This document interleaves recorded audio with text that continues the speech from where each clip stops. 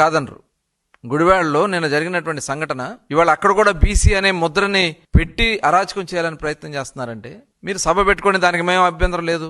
సభ పేరుతో రెచ్చగొట్టే కార్యక్రమాలు చేస్తే మటుకి ఇబ్బందులు వస్తాయని చెప్పి తెలియజేస్తా ఉన్నారు. మీరు అక్కడ కావాలని చెప్పి ఉద్దేశపూర్వకంగా ఆ జెడ్పీ చైర్పర్సన్ అక్కడ నిన్న వారు మాట్లాడినటువంటి మాటలకి తెలుగుదేశం పార్టీ వాళ్ళు అక్కడ ఏదో నిరసన తెలియజేసుకుంటా ఉంటే వాళ్ళ మధ్యకు వచ్చి రెచ్చగొట్టే కార్యక్రమాలు చేయటం, వెళ్ళిపోమని చెప్పి బతిలాడినా కూడా వెళ్లకుండా మళ్ళీ వెనక్కి వచ్చి వాళ్ళ మీద పరుష పదజాలంతో భార్యాభర్తలు ఇద్దరు మాట్లాడితే అక్కడేదో పెద్ద డ్రామా చేసి ఇంకా మహానటుల్ని మించి నటిస్తా ఉన్నారు. మహానటులు నిజంగా చూస్తా ఉంటే సిగ్గు అనిపిస్తా ఉంది. అసలు వీళ్ళు ప్రవర్తన చూస్తా ఉంటే సభ్య సమాజం సిగ్గుపడతా ఉంది. దీనికి మళ్ళీ బీసీ కార్డు. అసలు మీరు మనుషులేనా? అన్నం తింటున్నారా మీరు? అసలు మానవత్వం ఉందా మీకు?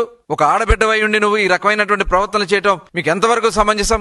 నేను చూశాను గతంలో కూడా జడ్పీ సమావేశాలకు వెళ్ళినప్పుడు కూడా రెచ్చగొట్టే కార్యక్రమాలు చేస్తారు వీళ్ళు. వాళ్ళ ప్రవర్తన, ఆలోచన విధానాలు ఏ రకంగా ఉన్నాయనే దానికి నిన్న వాళ్ళు వీడియోలు మొత్తం కనబడుతున్నాయి. వాళ్ళు ఏ రకంగా ఎంత దారుణంగా బూతులు తిడతా ఉన్నారు. ఆడ మనిషి అయ్యుండి కూడా మీరు ఆ రకంగా బూతులు తిట్టి రెచ్చగొట్టే కార్యక్రమాలు చేయటం ఇది నిజంగా చాలా చాలా సిగ్గుచేటు.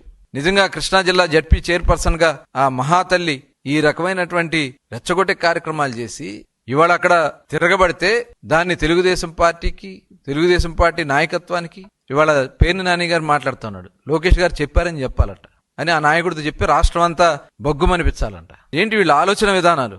ఇవాళ మీరు బుక్ అయిపోతున్నారు, అది గుర్తుపెట్టుకోండి. మీరు చేసినటువంటి కార్యక్రమాల వల్ల 151 నుంచి 11కు పడిపోయారు. ఇలాంటి కుట్రలు చేసే మీరు దుర్మార్గమైనటువంటి ఆలోచనలు చేసే 151 నుంచి 11కు పడిపోయినటువంటి మీ పరిస్థితులు రేపు రాష్ట్రంలో మీ జాడ కూడా లేకుండా పోతుంది. దాంట్లో ఎటువంటి అనుమానం లేదు. అది గుర్తుపెట్టుకోండి. 2019 నుంచి 2024 వరకు రాష్ట్రంలో ఉన్నటువంటి అన్ని వర్గాల్ని ఏ రకంగా మీరు దాడులు చేశారో, ఇబ్బందులు పెట్టారో ప్రతి ఒక్కరు కూడా గుండెల్లో ఉన్నాయి. అన్ని వర్గాల్లో గుండెల్లో ఉన్నాయి. ఎవరు మర్చిపోలా. అది గుర్తుపెట్టుకోండి. ఇవాళన్నీ కూడా కప్పిపుచ్చుకోవడానికి మీరేదో ఇలాంటి కార్యక్రమాలు చేసి, రెచ్చగొట్టే కార్యక్రమాలు చేసి తప్పుదారి పట్టించాలని ప్రయత్నం చేస్తాం.